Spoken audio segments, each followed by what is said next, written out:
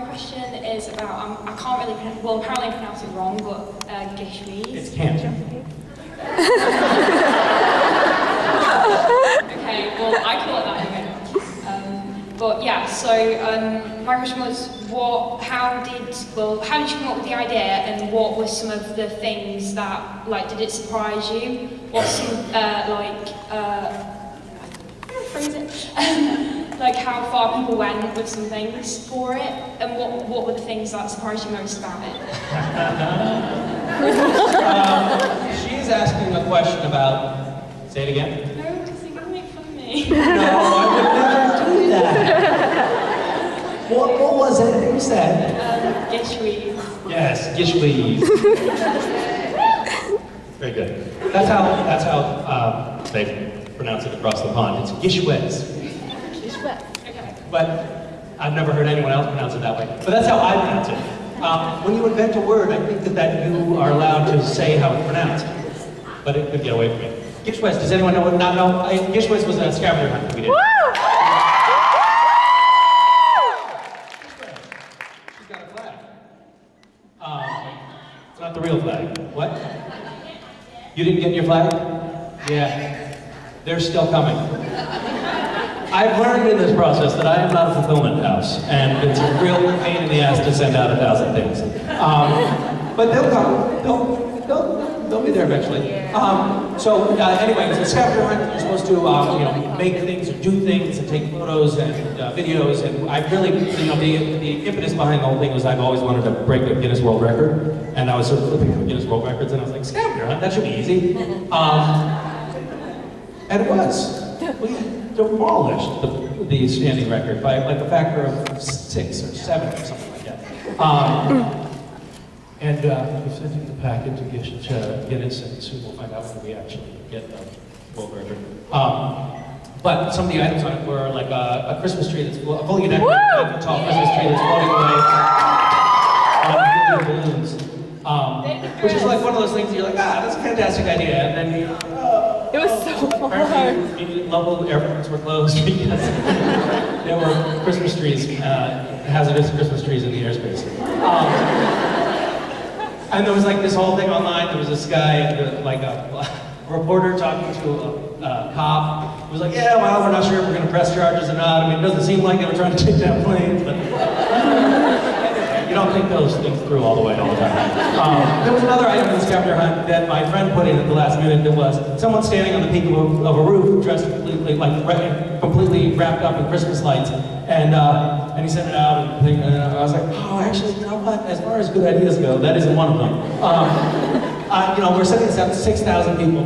Definitely one of those people is going to fall and break their neck, tying themselves up with a rope on the peak of a roof.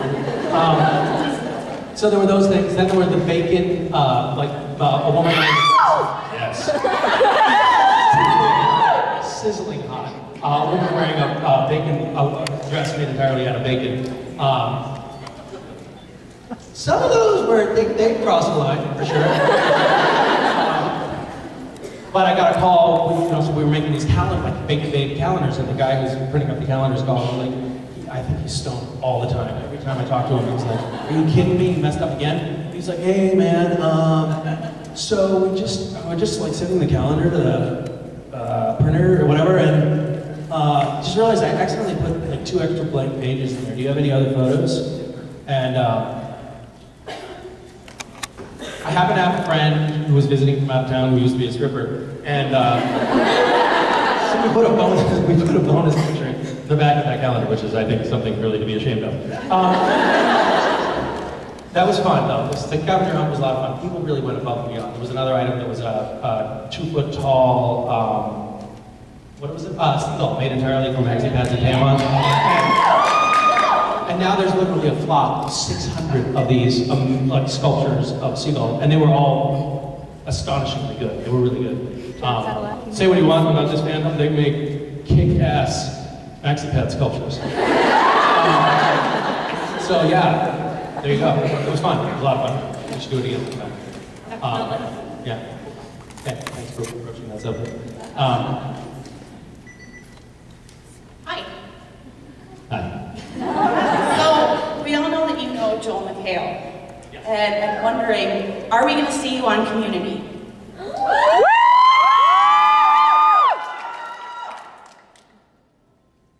No idea.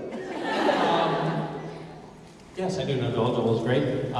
Community has started shooting again. There was a sort of period where they were like, we're going to kill it, we're not going to kill it.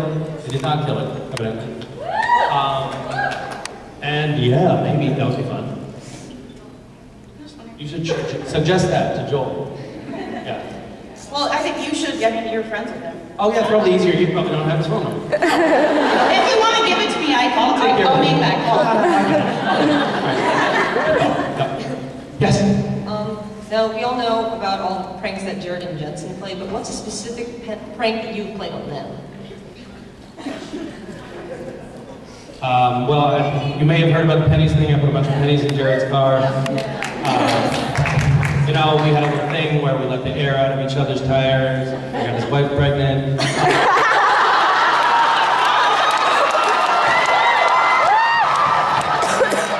Well, most of the stuff you already know about, I think. Yeah, I can't think of any other ones. Can I ask another question? Yeah, you want a second question? Please? All right.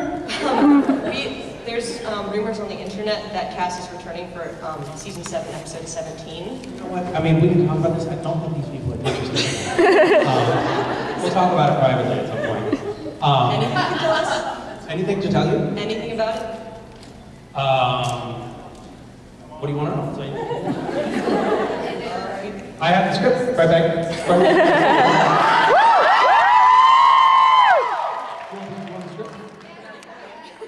I'll go grab the script and I'll read it to you.